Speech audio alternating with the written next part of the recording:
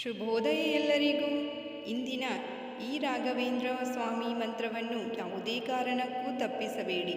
ರಾಯರು ನಿಮ್ಮ ಎಲ್ಲ ಕಷ್ಟಗಳನ್ನು ಪರಿಹಾರ ಮಾಡುತ್ತಾರೆ. ಹಾಗೆ ನಿಮ್ಮ ಕನಸಿನಲ್ಲಿ ಬಂದು ನಿಮ್ಮ ಇಷ್ಟಾರ್ಥ ಸಿದ್ಧಿಯನ್ನು ಮಾಡುತ್ತಾರೆ. ಶುಭ ದಿನ. ಓಂ ಶ್ರೀ ರಾಘವೇಂದ್ರಾಯ ಭಕ್ತಾಭೀಷ್ಟಪ್ರದಾಯಿನೇ ನಮಃ. ಓಂ ಶ್ರೀ ರಾಘವೇಂದ್ರಾಯ ಭಕ್ತಾಭೀಷ್ಟಪ್ರದಾಯಿನೇ ನಮಃ. ಓಂ ಶ್ರೀ ರಾಘವೇಂದ್ರಾಯ ಭಕ್ತಾಭೀಷ್ಟಪ್ರದಾಯಿನೇ ನಮಃ.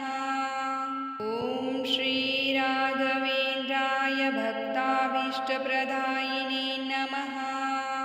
ಓಂ ಶ್ರೀ ರಾಘವೇಂದ್ರಾಯ ಭಕ್ತಾಭೀಷ್ಟಪ್ರದಾಯಿನೇ ನಮಃ. ಓಂ ಶ್ರೀ ರಾಘವೇಂದ್ರಾಯ ಭಕ್ತಾಭೀಷ್ಟಪ್ರದಾಯಿನೇ ನಮಃ. ಓಂ ಶ್ರೀ ರಾಘವೇಂದ್ರಾಯ ಭಕ್ತಾಭೀಷ್ಟಪ್ರದಾಯಿನೇ ನಮಃ. ಓಂ ಶ್ರೀ ರಾಘವೇಂದ್ರಾಯ ಭಕ್ತಾಭೀಷ್ಟಪ್ರದಾಯಿನೇ ನಮಃ. ಓಂ ಶ್ರೀ ರಾಘವೇಂದ್ರಾಯ ಭಕ್ತಾಭೀಷ್ಟಪ್ರದಾಯಿನೇ ನಮಃ. ಓಂ ಶ್ರೀ ರಾಘವೇಂದ್ರಾಯ ಭಕ್ತಾಭೀಷ್ಟಪ್ರದಾಯಿನೇ ನಮಃ. ಓಂ ಶ್ರೀ ರಾಘವೇಂದ್ರಾಯ ಭಕ್ತಾಭೀಷ್ಟಪ್ರದಾಯಿನೇ ನಮಃ. ಓಂ ಶ್ರೀ ರಾಘವೇಂದ್ರಾಯ ಭಕ್ತಾಭೀಷ್ಟಪ್ರದಾಯಿನೇ ನಮಃ. ಓಂ ಶ್ರೀ ರಾಘವೇಂದ್ರಾಯ ಭಕ್ತಾಭೀಷ್ಟಪ್ರದಾಯಿನೇ ನಮಃ. ಓಂ ಶ್ರೀ ರಾಘವೇಂದ್ರಾಯ ಭಕ್ತಾಭೀಷ್ಟಪ್ರದಾಯಿನೇ ನಮಃ. ಓಂ ಶ್ರೀ ರಾಘವೇಂದ್ರಾಯ ಭಕ್ತಾಭೀಷ್ಟಪ್ರದಾಯಿನೇ ನಮಃ. ಓಂ ಶ್ರೀ ರಾಘವೇಂದ್ರಾಯ ಭಕ್ತಾಭೀಷ್ಟಪ್ರದಾಯಿನೇ ನಮಃ. ಓಂ ಶ್ರೀ ರಾಘವೇಂದ್ರಾಯ ಭಕ್ತಾಭೀಷ್ಟಪ್ರದಾಯಿನೇ ನಮಃ. ಓಂ ಶ್ರೀ ರಾಘವೇಂದ್ರಾಯ ಭಕ್ತಾಭೀಷ್ಟಪ್ರದಾಯಿನೇ ನಮಃ. ಓಂ ಶ್ರೀ ರಾಘವೇಂದ್ರಾಯ ಭಕ್ತಾಭೀಷ್ಟಪ್ರದಾಯಿನೇ ನಮಃ. ಓಂ ಶ್ರೀ ರಾಘವೇಂದ್ರಾಯ ಭಕ್ತಾಭೀಷ್ಟಪ್ರದಾಯಿನೇ ನಮಃ. ಓಂ ಶ್ರೀ ರಾಘವೇಂದ್ರಾಯ ಭಕ್ತಾಭೀಷ್ಟಪ್ರದಾಯಿನೇ ನಮಃ. ಓಂ ಶ್ರೀ ರಾಘವೇಂದ್ರಾಯ ಭಕ್ತಾಭೀಷ್ಟಪ್ರದಾಯಿನೇ ನಮಃ. ಓಂ ಶ್ರೀ ರಾಘವೇಂದ್ರಾಯ ಭಕ್ತಾಭೀಷ್ಟಪ್ರದಾಯಿನೇ ನಮಃ. ಓಂ ಶ್ರೀ ರಾಘವೇಂದ್ರಾಯ ಭಕ್ತಾಭೀಷ್ಟಪ್ರದಾಯಿನೇ ನಮಃ.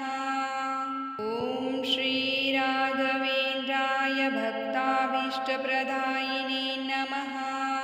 ಓಂ ಶ್ರೀ ರಾಘವೇಂದ್ರಾಯ ಭಕ್ತಾಭೀಷ್ಟಪ್ರದಾಯಿನೇ ನಮಃ.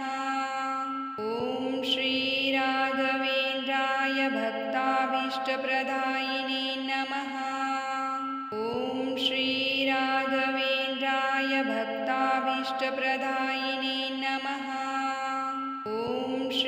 ರಾಘವೇಂದ್ರಾಯ ಭಕ್ತಾಭೀಷ್ಟಪ್ರದಾಯಿನೇ ನಮಃ.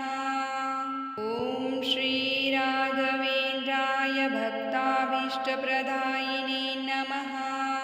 ಓಂ ಶ್ರೀ ರಾಘವೇಂದ್ರಾಯ ಭಕ್ತಾಭೀಷ್ಟಪ್ರದಾಯಿನೇ ನಮಃ. ಓಂ ಶ್ರೀ ರಾಘವೇಂದ್ರಾಯ ಭಕ್ತಾಭೀಷ್ಟಪ್ರದಾಯಿನೇ ನಮಃ. ಓಂ ಶ್ರೀ ರಾಘವೇಂದ್ರಾಯ ಭಕ್ತಾಭೀಷ್ಟಪ್ರದಾಯಿನೇ ನಮಃ. ಓಂ ಶ್ರೀ ರಾಘವೇಂದ್ರಾಯ ಭಕ್ತಾಭೀಷ್ಟಪ್ರದಾಯಿನೇ ನಮಃ. ಓಂ ಶ್ರೀ ರಾಘವೇಂದ್ರಾಯ ಭಕ್ತಾಭೀಷ್ಟಪ್ರದಾಯಿನೇ ನಮಃ. ಓಂ ಶ್ರೀ ರಾಘವೇಂದ್ರಾಯ ಭಕ್ತಾಭೀಷ್ಟಪ್ರದಾಯಿನೇ ನಮಃ. ಓಂ ಶ್ರೀ ರಾಘವೇಂದ್ರಾಯ ಭಕ್ತಾಭೀಷ್ಟಪ್ರದಾಯಿನೇ ನಮಃ. ಓಂ ಶ್ರೀ ರಾಘವೇಂದ್ರಾಯ ಭಕ್ತಾಭೀಷ್ಟಪ್ರದಾಯಿನೇ ನಮಃ. ಓಂ ಶ್ರೀ ರಾಘವೇಂದ್ರಾಯ ಭಕ್ತಾಭೀಷ್ಟಪ್ರದಾಯಿನೇ ನಮಃ. ಓಂ ಶ್ರೀ ರಾಘವೇಂದ್ರಾಯ भक्ताभीष्टप्रदायिने नमः। ॐ श्रीराघवेन्द्राय भक्ताभीष्टप्रदायिने नमः। ॐ श्रीराघवेन्द्राय भक्ताभीष्टप्रदायिने नमः। ॐ श्रीराघवेन्द्राय भक्ताभीष्टप्रदायिने नमः। ॐ श्रीराघवेन्द्राय भक्ताभीष्टप्रदायिने नमः। ॐ श्रीराघवेन्द्राय भक्ताभीष्टप्रदायिने नमः। ॐ श्रीराघवेन्द्राय भक्ताभीष्टप्रदायिने नमः। ॐ श्रीराघवेन्द्राय भक्ताभीष्टप्रदायिने नमः। ॐ श्रीराघवेन्द्राय भक्ताभीष्टप्रदायिने नमः।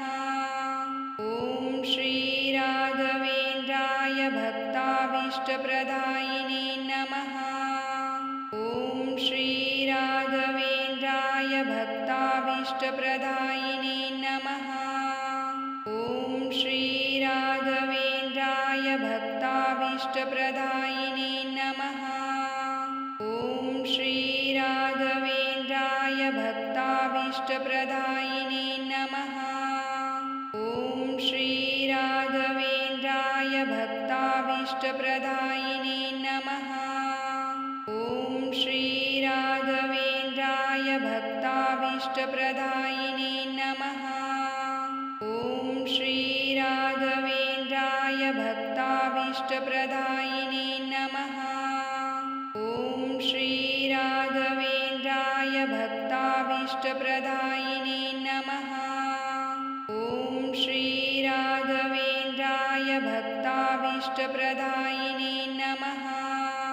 ॐ श्रीराघवेन्द्राय भक्ताभीष्टप्रदायिने नमः। ॐ श्रीराघवेन्द्राय भक्ताभीष्टप्रदायिने नमः। ॐ श्रीराघवेन्द्राय भक्ताभीष्टप्रदायिने नमः। ॐ श्रीराघवेन्द्राय भक्ताभीष्टप्रदायिने नमः। ॐ श्रीराघवेन्द्राय भक्ताभीष्टप्रदायिने नमः। ॐ श्रीराघवेन्द्राय भक्ताभीष्टप्रदायिने नमः। ॐ श्रीराघवेन्द्राय भक्ताभीष्टप्रदायिने नमः। ॐ श्रीराघवेन्द्राय भक्ताभीष्टप्रदायिने नमः। ॐ श्रीराघवेन्द्राय भक्ताभीष्टप्रदायिने नमः। ॐ श्रीराघवेन्द्राय भक्ताभीष्टप्रदायिने नमः। ॐ श्रीराघवेन्द्राय भक्ताभीष्टप्रदायिने नमः। ॐ श्रीराघवेन्द्राय भक्ताभीष्टप्रदायिने नमः। ॐ श्रीराघवेन्द्राय भक्ताभीष्टप्रदायिने नमः। ॐ श्रीराघवेन्द्राय भक्ताभीष्टप्रदायिने नमः। ॐ श्रीराघवेन्द्राय भक्ताभीष्टप्रदायिने नमः। ॐ श्रीराघवेन्द्राय भक्ताभीष्टप्रदायिने नमः। ॐ श्रीराघवेन्द्राय भक्ताभीष्टप्रदायिने नमः। ॐ श्रीराघवेन्द्राय भक्ताभीष्टप्रदायिने नमः। ॐ श्रीराघवेन्द्राय भक्ताभीष्टप्रदायिने नमः। ॐ श्रीराघवेन्द्राय भक्ताभीष्टप्रदायिने नमः।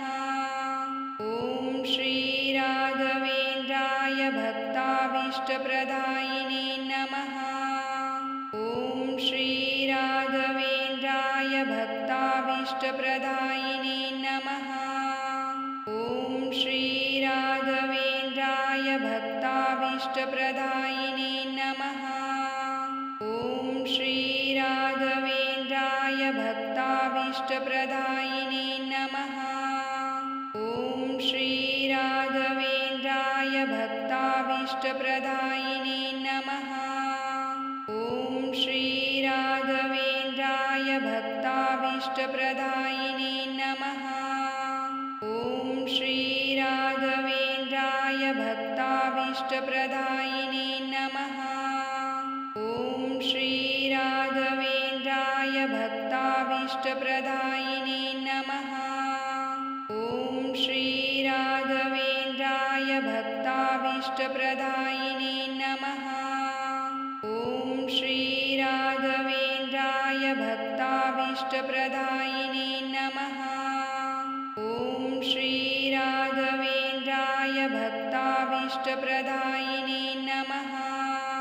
ॐ श्री राघवेन्द्राय भक्ताभीष्टप्रदायिने नमः। ॐ श्री राघवेन्द्राय भक्ताभीष्टप्रदायिने नमः। ॐ श्री राघवेन्द्राय भक्ताभीष्टप्रदायिने नमः। ॐ श्री राघवेन्द्राय भक्ताभीष्टप्रदायिने नमः। ॐ श्री राघवेन्द्राय भक्ताभीष्टप्रदायिने नमः। ॐ श्री राघवेन्द्राय भक्ताभीष्टप्रदायिने नमः। ॐ श्री राघवेन्द्राय भक्ताभीष्टप्रदायिने नमः। ॐ श्री राघवेन्द्राय भक्ताभीष्टप्रदायिने नमः। ॐ श्री राघवेन्द्राय भक्ताभीष्टप्रदायिने नमः। ॐ श्री राघवेन्द्राय भक्ताभीष्टप्रदायिने नमः। ॐ श्री राघवेन्द्राय भक्ताभीष्टप्रदायिने नमः। ॐ श्री राघवेन्द्राय भक्ताभीष्टप्रदायिने नमः। ॐ श्री राघवेन्द्राय भक्ताभीष्टप्रदायिने नमः। ॐ श्री राघवेन्द्राय भक्ताभीष्टप्रदायिने नमः। ॐ श्री राघवेन्द्राय भक्ताभीष्टप्रदायिने नमः। ॐ श्री राघवेन्द्राय भक्ताभीष्टप्रदायिने नमः।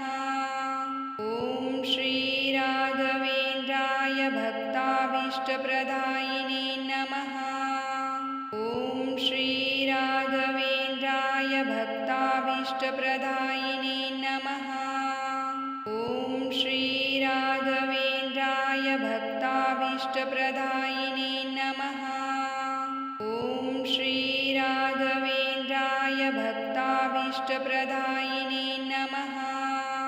ॐ श्री राघवेन्द्राय भक्ताभीष्टप्रदायिने नमः। ॐ श्री राघवेन्द्राय भक्ताभीष्टप्रदायिने नमः। ॐ श्री राघवेन्द्राय भक्ताभीष्टप्रदायिने नमः। ॐ श्री राघवेन्द्राय भक्ताभीष्टप्रदायिने नमः। ॐ श्री राघवेन्द्राय भक्ताभीष्टप्रदायिने नमः। ॐ श्री राघवेन्द्राय भक्ताभीष्टप्रदायिने नमः। ॐ श्री राघवेन्द्राय भक्ताभीष्टप्रदायिने नमः। ॐ श्री राघवेन्द्राय भक्ताभीष्टप्रदायिने नमः। ॐ श्री राघवेन्द्राय भक्ताभीष्टप्रदायिने नमः। ॐ श्री राघवेन्द्राय भक्ताभीष्टप्रदायिने नमः। ॐ श्री राघवेन्द्राय भक्ताभीष्टप्रदायिने नमः। ॐ श्री राघवेन्द्राय भक्ताभीष्टप्रदायिने नमः। ॐ श्री राघवेन्द्राय भक्ताभीष्टप्रदायिने नमः। ॐ श्री राघवेन्द्राय भक्ताभीष्टप्रदायिने नमः।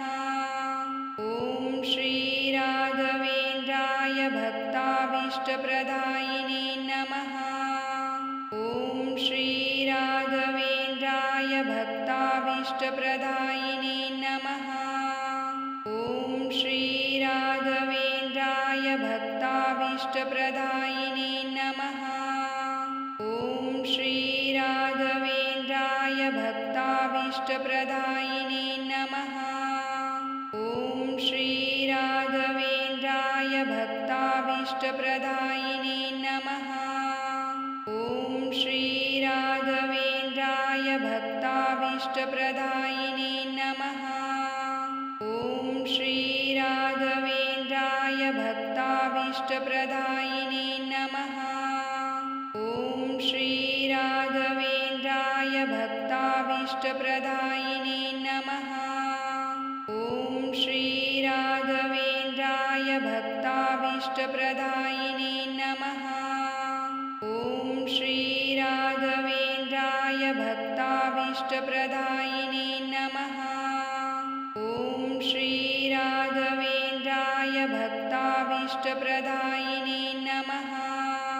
ॐ श्री राघवेन्द्राय भक्ताभीष्टप्रदायिने नमः। ॐ श्री राघवेन्द्राय भक्ताभीष्टप्रदायिने नमः। ॐ श्री राघवेन्द्राय भक्ताभीष्टप्रदायिने नमः।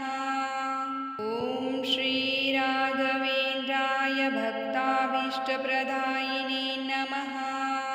ॐ श्री राघवेन्द्राय भक्ताभीष्टप्रदायिने नमः। ॐ श्री राघवेन्द्राय भक्ताभीष्टप्रदायिने नमः। ॐ श्री राघवेन्द्राय भक्ताभीष्टप्रदायिने नमः। ॐ श्री राघवेन्द्राय भक्ताभीष्टप्रदायिने नमः। ॐ श्री राघवेन्द्राय भक्ताभीष्टप्रदायिने नमः। ॐ श्री राघवेन्द्राय भक्ताभीष्टप्रदायिने नमः। ॐ श्री राघवेन्द्राय भक्ताभीष्टप्रदायिने नमः। ॐ श्री राघवेन्द्राय भक्ताभीष्टप्रदायिने नमः। ॐ श्री राघवेन्द्राय भक्ताभीष्टप्रदायिने नमः। ॐ श्री राघवेन्द्राय भक्ताभीष्टप्रदायिने नमः। ॐ श्री राघवेन्द्राय भक्ताभीष्टप्रदायिने नमः। ॐ श्री राघवेन्द्राय भक्ताभीष्टप्रदायिने नमः। ॐ श्री राघवेन्द्राय भक्ताभीष्टप्रदायिने नमः। ॐ श्री राघवेन्द्राय भक्ताभीष्टप्रदायिने नमः। ॐ श्री राघवेन्द्राय भक्ताभीष्टप्रदायिने नमः। ॐ श्री राघवेन्द्राय भक्ताभीष्टप्रदायिने नमः। ॐ श्री राघवेन्द्राय भक्ताभीष्टप्रदायिने नमः। ॐ श्री राघवेन्द्राय भक्ताभीष्टप्रदायिने नमः। ॐ श्री राघवेन्द्राय भक्ताभीष्टप्रदायिने नमः। ॐ श्री राघवेन्द्राय भक्ताभीष्टप्रदायिने नमः। ॐ श्री राघवेन्द्राय भक्ताभीष्टप्रदायिने नमः। ॐ श्री राघवेन्द्राय भक्ताभीष्टप्रदायिने नमः। ॐ श्री राघवेन्द्राय भक्ताभीष्टप्रदायिने नमः। ॐ श्री राघवेन्द्राय भक्ताभीष्टप्रदायिने नमः। ॐ श्री राघवेन्द्राय भक्ताभीष्टप्रदायिने नमः। ॐ श्री राघवेन्द्राय भक्ताभीष्टप्रदायिने नमः। ॐ श्रीराघवेन्द्राय भक्ताभीष्टप्रदायिने नमः। ॐ श्रीराघवेन्द्राय भक्ताभीष्टप्रदायिने नमः। ॐ श्रीराघवेन्द्राय भक्ताभीष्टप्रदायिने नमः। ॐ श्रीराघवेन्द्राय भक्ताभीष्टप्रदायिने नमः। ॐ श्रीराघवेन्द्राय भक्ताभीष्टप्रदायिने नमः। ॐ श्रीराघवेन्द्राय भक्ताभीष्टप्रदायिने नमः। ॐ श्रीराघवेन्द्राय भक्ताभीष्टप्रदायिने नमः।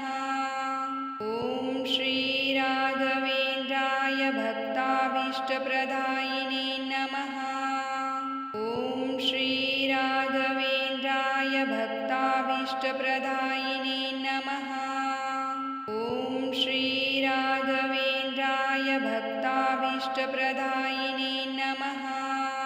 ॐ श्रीराघवेन्द्राय भक्ताभीष्टप्रदायिने नमः। ॐ श्रीराघवेन्द्राय भक्ताभीष्टप्रदायिने नमः। ॐ श्रीराघवेन्द्राय भक्ताभीष्टप्रदायिने नमः। ॐ श्रीराघवेन्द्राय भक्ताभीष्टप्रदायिने नमः। ॐ श्रीराघवेन्द्राय भक्ताभीष्टप्रदायिने नमः। ॐ श्रीराघवेन्द्राय भक्ताभीष्टप्रदायिने नमः। ॐ श्रीराघवेन्द्राय भक्ताभीष्टप्रदायिने नमः। ॐ श्रीराघवेन्द्राय भक्ताभीष्टप्रदायिने नमः। ॐ श्रीराघवेन्द्राय भक्ताभीष्टप्रदायिने नमः। ॐ श्रीराघवेन्द्राय भक्ताभीष्टप्रदायिने नमः। ॐ श्रीराघवेन्द्राय भक्ताभीष्टप्रदायिने नमः। ॐ श्रीराघवेन्द्राय भक्ताभीष्टप्रदायिने नमः। ॐ श्रीराघवेन्द्राय भक्ताभीष्टप्रदायिने नमः। ॐ श्रीराघवेन्द्राय भक्ताभीष्टप्रदायिने नमः। ॐ श्रीराघवेन्द्राय भक्ताभीष्टप्रदायिने नमः। ॐ श्रीराघवेन्द्राय भक्ताभीष्टप्रदायिने नमः। ॐ श्रीराघवेन्द्राय भक्ताभीष्टप्रदायिने नमः। ॐ श्रीराघवेन्द्राय भक्ताभीष्टप्रदायिने नमः। ॐ श्रीराघवेन्द्राय भक्ताभीष्टप्रदायिने नमः। ॐ श्रीराघवेन्द्राय भक्ताभीष्टप्रदायिने नमः। ॐ श्रीराघवेन्द्राय भक्ताभीष्टप्रदायिने नमः। ॐ श्रीराघवेन्द्राय भक्ताभीष्टप्रदायिने नमः। ॐ श्रीराघवेन्द्राय भक्ताभीष्टप्रदायिने नमः। ॐ श्रीराघवेन्द्राय भक्ताभीष्टप्रदायिने नमः। ॐ श्रीराघवेन्द्राय भक्ताभीष्टप्रदायिने नमः। ॐ श्रीराघवेन्द्राय भक्ताभीष्टप्रदायिने नमः। ॐ श्रीराघवेन्द्राय भक्ताभीष्टप्रदायिने नमः। ॐ श्रीराघवेन्द्राय भक्ताभीष्टप्रदायिने नमः। ॐ श्रीराघवेन्द्राय भक्ताभीष्टप्रदायिने नमः। ॐ श्रीराघवेन्द्राय भक्ताभीष्टप्रदायिने नमः। ॐ श्रीराघवेन्द्राय भक्ताभीष्टप्रदायिने नमः। ॐ श्रीराघवेन्द्राय भक्ताभीष्टप्रदायिने नमः। ॐ श्रीराघवेन्द्राय भक्ताभीष्टप्रदायिने नमः। ॐ श्रीराघवेन्द्राय भक्ताभीष्टप्रदायिने नमः। ॐ श्रीराघवेन्द्राय भक्ताभीष्टप्रदायिने नमः। ॐ श्रीराघवेन्द्राय भक्ताभीष्टप्रदायिने नमः। ॐ श्रीराघवेन्द्राय भक्ताभीष्टप्रदायिने नमः। ॐ श्रीराघवेन्द्राय भक्ताभीष्टप्रदायिने नमः। ॐ श्रीराघवेन्द्राय भक्ताभीष्टप्रदायिने नमः। ॐ श्रीराघवेन्द्राय भक्ताभीष्टप्रदायिने नमः। ॐ श्रीराघवेन्द्राय भक्ताभीष्टप्रदायिने नमः। ॐ श्रीराघवेन्द्राय भक्ताभीष्टप्रदायिने नमः। ॐ श्रीराघवेन्द्राय भक्ताभीष्टप्रदायिने नमः। ॐ श्रीराघवेन्द्राय भक्ताभीष्टप्रदायिने नमः। ॐ श्रीराघवेन्द्राय भक्ताभीष्टप्रदायिने नमः। ॐ श्रीराघवेन्द्राय भक्ताभीष्टप्रदायिने नमः। ॐ श्रीराघवेन्द्राय भक्ताभीष्टप्रदायिने नमः। ॐ श्रीराघवेन्द्राय भक्ताभीष्टप्रदायिने नमः। ॐ श्रीराघवेन्द्राय भक्ताभीष्टप्रदायिने नमः। ॐ श्रीराघवेन्द्राय भक्ताभीष्टप्रदायिने नमः। ॐ श्रीराघवेन्द्राय भक्ताभीष्टप्रदायिने नमः। ॐ श्रीराघवेन्द्राय भक्ताभीष्टप्रदायिने नमः। ॐ श्रीराघवेन्द्राय भक्ताभीष्टप्रदायिने नमः।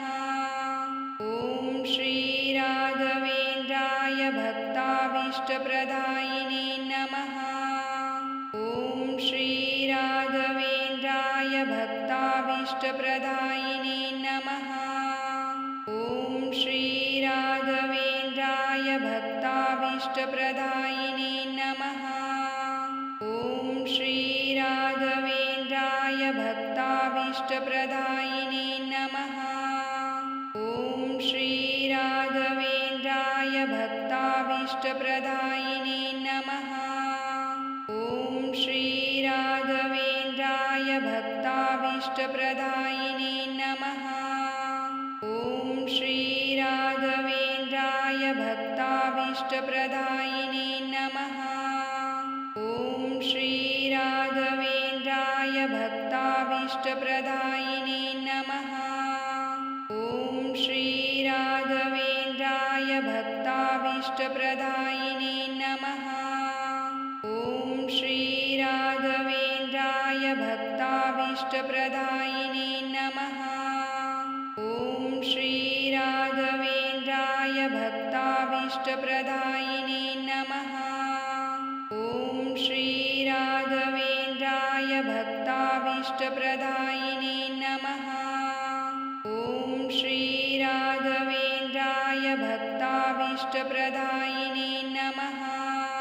ॐ श्रीराघवेन्द्राय भक्ताभीष्टप्रदायिने नमः। ॐ श्रीराघवेन्द्राय भक्ताभीष्टप्रदायिने नमः। ॐ श्रीराघवेन्द्राय भक्ताभीष्टप्रदायिने नमः। ॐ श्रीराघवेन्द्राय भक्ताभीष्टप्रदायिने नमः। ॐ श्रीराघवेन्द्राय भक्ताभीष्टप्रदायिने नमः। ॐ श्रीराघवेन्द्राय भक्ताभीष्टप्रदायिने नमः। ॐ श्रीराघवेन्द्राय भक्ताभीष्टप्रदायिने नमः। ॐ श्रीराघवेन्द्राय भक्ताभीष्टप्रदायिने नमः। ॐ श्रीराघवेन्द्राय भक्ताभीष्टप्रदायिने नमः। ॐ श्रीराघवेन्द्राय भक्ताभीष्टप्रदायिने नमः। ॐ श्रीराघवेन्द्राय भक्ताभीष्टप्रदायिने नमः। ॐ श्रीराघवेन्द्राय भक्ताभीष्टप्रदायिने नमः। ॐ श्रीराघवेन्द्राय भक्ताभीष्टप्रदायिने नमः। ॐ श्रीराघवेन्द्राय भक्ताभीष्टप्रदायिने नमः। ॐ श्रीराघवेन्द्राय भक्ताभीष्टप्रदायिने नमः। ॐ श्रीराघवेन्द्राय भक्ताभीष्टप्रदायिने नमः। ॐ श्रीराघवेन्द्राय भक्ताभीष्टप्रदायिने नमः। ॐ श्रीराघवेन्द्राय भक्ताभीष्टप्रदायिने नमः। ॐ श्रीराघवेन्द्राय भक्ताभीष्टप्रदायिने नमः। ॐ श्रीराघवेन्द्राय भक्ताभीष्टप्रदायिने नमः। ॐ श्रीराघवेन्द्राय भक्ताभीष्टप्रदायिने नमः। ॐ श्रीराघवेन्द्राय भक्ताभीष्टप्रदायिने नमः। ॐ श्रीराघवेन्द्राय भक्ताभीष्टप्रदायिने नमः।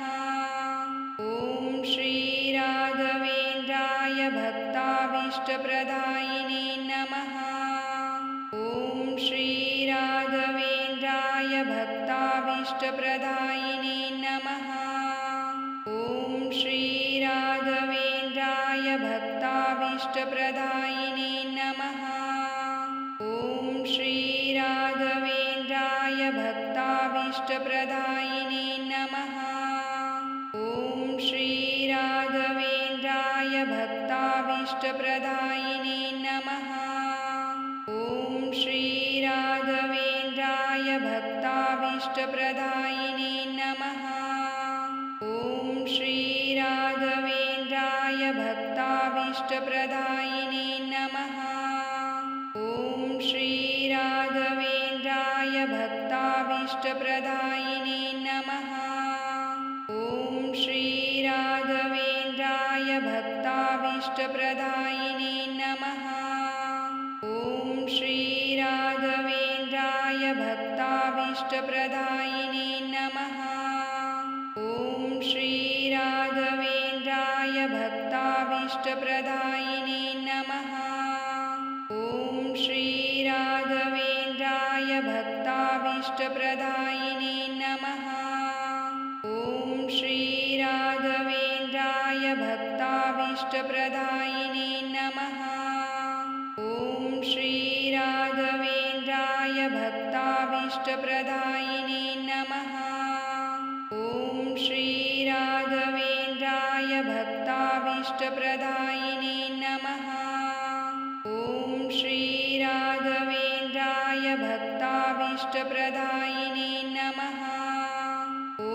श्रीराघवेन्द्राय भक्ताभीष्टप्रदायिने नमः। ॐ श्रीराघवेन्द्राय भक्ताभीष्टप्रदायिने नमः। ॐ श्रीराघवेन्द्राय भक्ताभीष्टप्रदायिने नमः। ॐ श्रीराघवेन्द्राय भक्ताभीष्टप्रदायिने नमः। ॐ श्रीराघवेन्द्राय भक्ताभीष्टप्रदायिने नमः। ॐ श्रीराघवेन्द्राय भक्ताभीष्टप्रदायिने नमः। ॐ श्रीराघवेन्द्राय भक्ताभीष्टप्रदायिने नमः।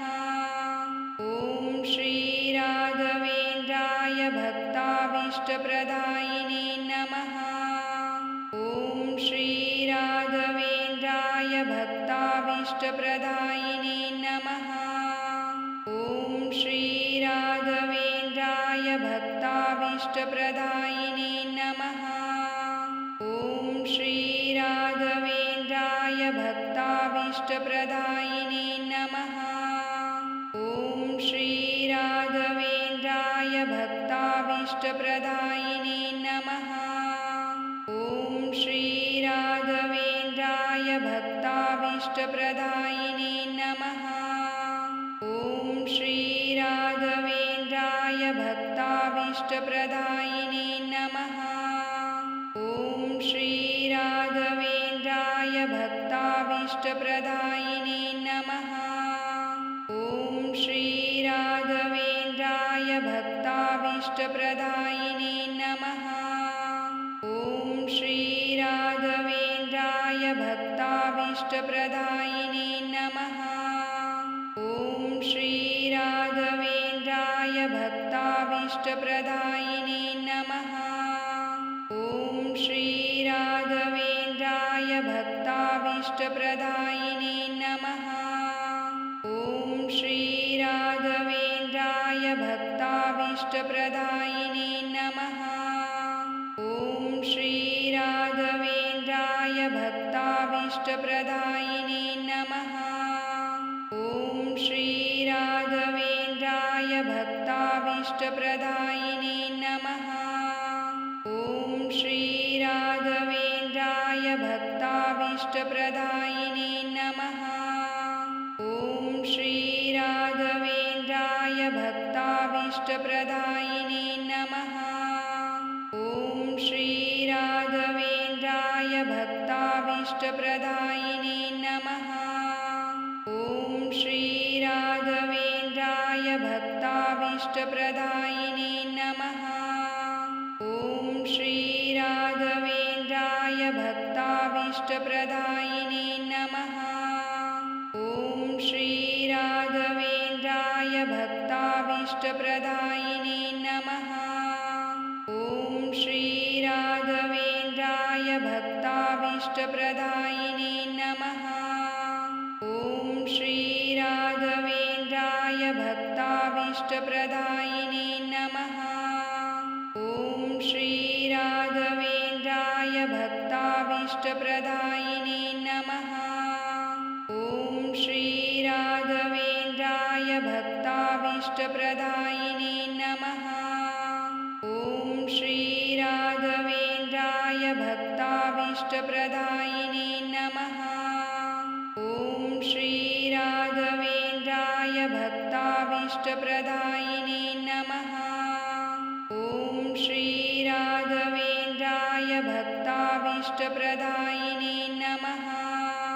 ॐ श्री राघवेन्द्राय भक्ताभीष्टप्रदायिने नमः। ॐ श्री राघवेन्द्राय भक्ताभीष्टप्रदायिने नमः। ॐ श्री राघवेन्द्राय भक्ताभीष्टप्रदायिने नमः। ॐ श्री राघवेन्द्राय भक्ताभीष्टप्रदायिने नमः। ॐ श्री राघवेन्द्राय भक्ताभीष्टप्रदायिने नमः। ॐ श्री राघवेन्द्राय भक्ताभीष्टप्रदायिने नमः। ॐ श्री राघवेन्द्राय भक्ताभीष्टप्रदायिने नमः। ॐ श्री राघवेन्द्राय भक्ताभीष्टप्रदायिने नमः। ॐ श्री राघवेन्द्राय भक्ताभीष्टप्रदायिने नमः। ॐ श्री राघवेन्द्राय भक्ताभीष्टप्रदायिने